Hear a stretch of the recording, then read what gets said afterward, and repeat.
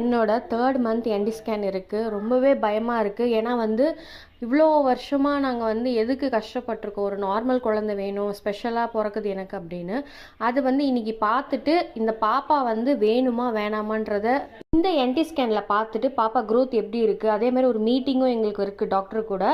ஃபைனலாக வந்து டாக்டர் வந்து குழந்தை நல்லா இருக்குது, 3rd மந்த்துக்கு என்ன தேவையோ அது கரெக்டாக இருக்குது.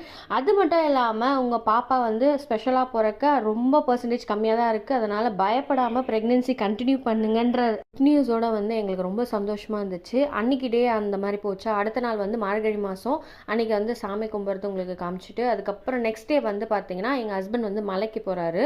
ஸோ அதனால் வந்து நாங்கள் கிளம்பி அம்மா வீட்டுக்கு வந்துட்டோம். சாமி கும்பிடும் போது மட்டும் மாமியார் வீட்டுக்கு போகலாம், ரொம்பவும் வேலை செய்ய முடியாது என்னால். அதனால் அவங்களாம் புரிஞ்சுக்கிட்டாங்க. உண்மையிலே வந்து ப்ரெக்னெண்ட்டாக இருக்கும்போது ஸ்பெஷல் கவனிப்புலாம் ரொம்ப நல்லா இருக்குது. இந்த ஃபீலிங் ஒரு மாதிரி இருக்குது எனக்கு ரொம்ப வருஷத்துக்கு அப்புறம்.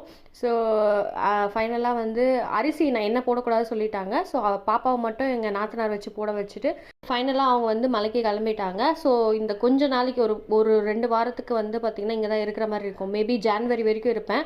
ஸோ லாங் வீடியோ வந்து போஸ்ட் பண்ணியிருக்கேன், பார்க்கலன்னா கண்டிப்பாக செக் பண்ணி பாருங்கள்.